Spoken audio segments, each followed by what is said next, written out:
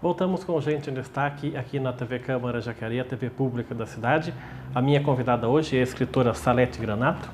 Bom, Salete, a gente no primeiro bloco falou um pouquinho sobre a sua infância, né, em São José, os seus pais, as histórias do seu pai na guerra, né? E seu interesse pela escrita surge ainda criança? Sim. Quando criança, eu fazia tipo um registro fotográfico, né? Ficava memorizando, registrando tudo. Mas escrever mesmo, eu acho que só na adolescência. Realmente, na adolescência, eu tenho alguns textos que eu comecei,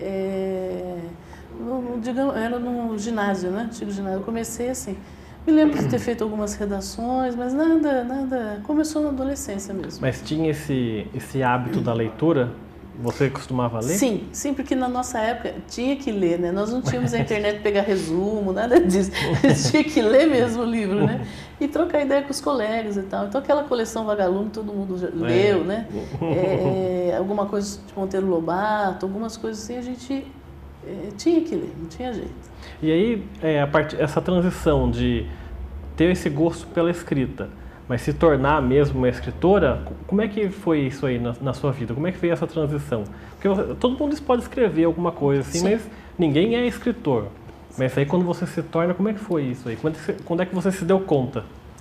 Então, na leitura, a leitura é um hábito. Então você pega o hábito de ler, você quer ler... Aliás, às vezes eu fico até meio incomodada. Eu tenho tanto livro para ler, e começo a ler um, ler outro, e a hora que eu falo, eu tenho que pôr a leitura em dia.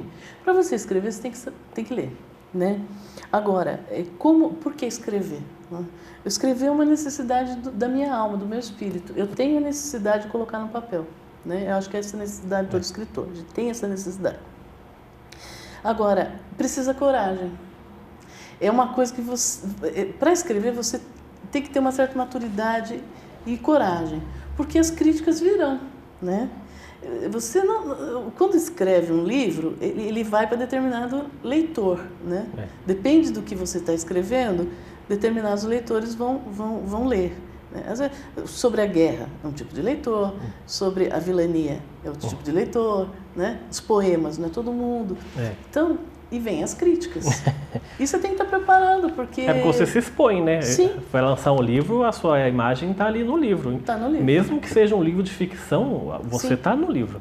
Sim, você está no livro. Quando eu falei do livro Vilania, as pessoas se assustaram. Mas como assim a poeta do amor que escrevia sobre o IT? Então, continua. A poeta do amor continua. Mas tem que ver os outros lados. Né? E para você se aprimorar, até você lançar o primeiro livro, demora quanto tempo nessa labuta aí de escrever e ficar burilando, até você lançar mesmo a sua primeira obra? Foi, se não me engano, a história do Cantinho da Providência, não foi? Foi, a primeira obra foi o Cantinho. Na verdade, a primeira obra, ela veio no susto. Eu estava fazendo o livro do meu pai, que seria meu primeiro livro, né? E, de repente, um amigo me procura, querendo contratar um escritor para escrever o livro da creche, essa obra social. E aí eu me dispus a escrever, porque eu achei um absurdo aquilo. Imagina pagar um escritor para fazer o livro. Não, faço eu aqui, né? Organizar dados, ler ata, era o que eu mais sabia fazer. Trabalhava com isso. Então daqui, não, vou fazer, né? E mais uma pena que na confecção, na impressão do livro, 15 fatos históricos ficaram fora. Então, eu tenho muita vontade de fazer a segunda edição desse livro, para completar os fatos históricos da creche. E aí depois que você lançou esse livro da creche, aí sim você foi para o livro do seu pai? Sim, aí o livro do meu pai, existiu um interesse da minha família também, né? Então minha irmã patrocinou o livro e conforme eu fui vendendo o livro, eu fui retornando esse patrocínio para ela até que eu quitei. Mas a minha irmã que patrocinou a edição do livro. Eu imagino que a gente falou do seu pai no primeiro bloco, você ter tomado conta das histórias dele, e eu acredito que muitas você nem sabia e ficou sabendo depois. Sim. Como é que foi para você sentar para escrever? Foi um processo muito sofrido? Porque você se espelhava na figura do seu pai lá na guerra, perdido ali? Como é que foi esse processo? Sim, o processo foi bem doloroso. Bem doloroso. Eu sempre gostei de escrever de madrugada, sempre escrevi de madrugada, né? É o horário que eu prefiro, fica um silêncio assim maravilhoso. Mas, quando eu terminei o livro do meu pai, aconteceu um fato que posso descrever tudo o que representou para mim escrever A Guerra na Sombra do Poeta. Eu fui até a casa da minha mãe, visitar minha mãe num domingo e dizer que havia terminado o livro e tal, tudo, mas que eu estava com dificuldade, naquelas conversas de família, eu falei, não, eu estou com dificuldade em conseguir uma imagem da medalha. Não, minha mãe me disse que tinha a medalha do meu pai. E eu nunca tinha visto essa medalha. E aí eu falei, então eu estou indo aí, eu vou fotografar, porque eu preciso colocar no livro, né? Tá. Quando eu cheguei e minha mãe pegou essa medalha e me deu, eu tive um acesso de choro muito forte. E aí ninguém entendia por que aquilo estava acontecendo, né? Por quê? Porque, na verdade, eu fui à guerra. Quando você escreve um livro sobre a Segunda Guerra Mundial, você vai à guerra. Então, eu fui à guerra. E quando eu voltei, eu recebi a medalha. Isso que representou para mim. E aí, eu pude sentir tudo aquilo, né, no meu pai e tal. Acabou que eu não fotografei a medalha dele, acabei pegando uma imagem da internet, mas isso daí me marcou demais. Então... Essa história da medalha representou bastante, né? Representou muito, muito, muito. A medalha está com a minha mãe, né? Mas ela representou muito. Eu nunca soube da existência daquela medalha, fui saber depois. Né? E na sequência é o livro do IP? Sim, é o IP na janela. O famoso livro do IP. Eu queria que você contasse resumidamente a história desse livro, porque é um IP que ficava do lado da sua sala aqui na Câmara, é isso? Sim, ele foi tempo atrás, aí um raio caiu nele e decepou o IP, né? Eu falo decepou porque para mim não tinha corpo, cabeça, mas ele está se recuperando, já está bem grandinho. Foi assim, eu fazia as atas da Câmara na íntegra. Então eu trabalhava com fone de ouvido e digitando. E eu ficava ouvindo, digitando e olhando né, para fora e tal. E esse IP foi crescendo e nele eu pude ver a minha vida e a vida dos outros. O IP é uma árvore que ele retrata a vida do ser humano. Mas como assim? Como é que você pode explicar isso para a gente? Porque assim, o IP, quando ele está totalmente seco e sem nenhuma folha, ele floresce. Você está no auge, né? Vamos comparar com o ser humano. A árvore, quando está no auge, repleta de flores, né? O ser humano é assim, você pode alcançar o ápice da sua vida, né? Mas você não sabe o que vem depois. De repente, pode cair todas as folhas, né? E quando o IP está no auge, ele derruba todas as folhas. E aquele que for um grande observador verá a beleza do IP. Aquele que não for, não vai ter tempo de ver. É como a vida, né? Como as pessoas. A pessoa está aqui, convivendo com você e tal. De repente, elas vão embora. Então, o IP ele traz muitas fases da vida da gente.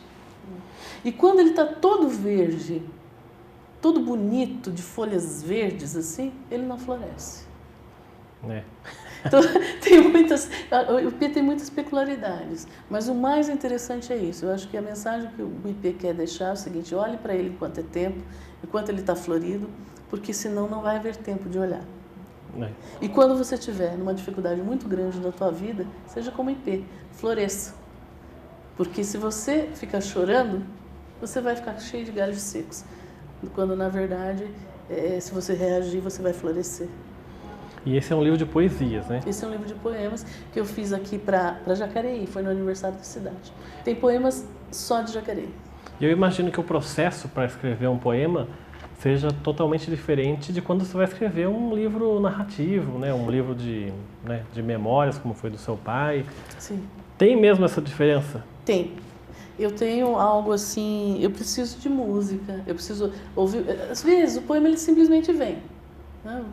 Vou escrever, vem. Quando eu quero provocar alguma coisa, eu fico ouvindo músicas a um determinado tempo. Tem que ter um ambiente ali. Um ambiente. Eu sei que vai sair um poema. Vou redigir um poema. Até colocar a palavra no lugar certo, escolher a palavra certa para colocar no lugar certo. Para fazer sentido Sim. o poema, tem tudo. É meio Tem. trabalhoso, né? O texto, qualquer tipo de texto, ele precisa dormir. Então, você faz o texto hoje, faz o poema hoje, deixa de um dia para o outro, né? No dia seguinte, releia, pode ser que altere.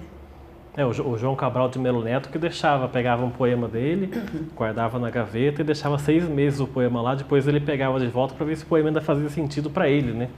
Para depois ele poder publicar aquele poema. Olha só, então, é mais ou menos isso mesmo. E aí na sequência do IP, aí vem o livro de crônicas da sua infância, que é a Bicicleta Azul, o Quartinho, o Coelhão Amarelo. O Coelhão Amarelo.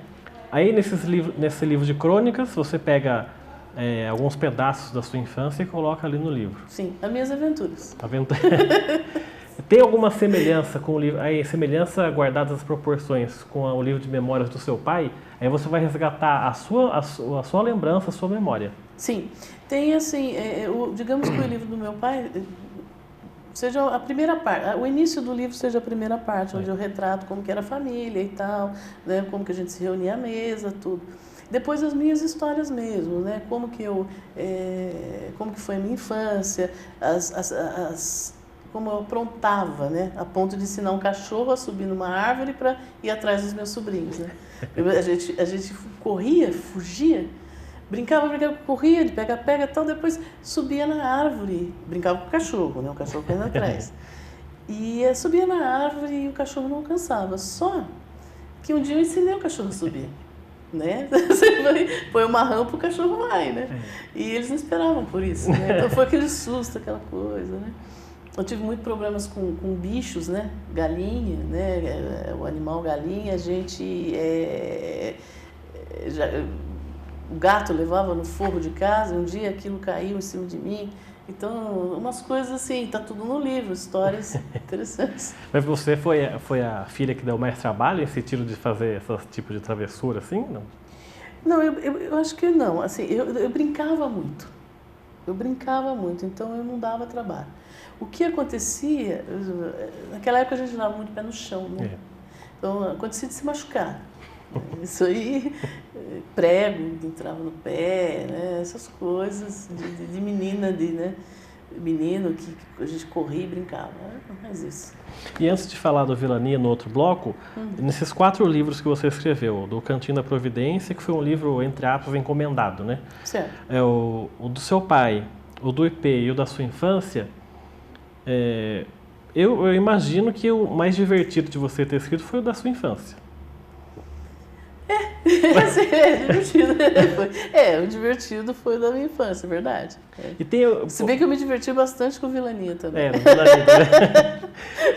Mas esse quarteto de livros que você escreveu, um de poesia, um de crônica, um de memória, assim, um livro contando uma história de uma instituição. Certo. Você indo nesse leque de opções aí, você sempre se adaptou bem em qualquer tipo de narrativa de texto, de poema? O que pedir você faz? Sim.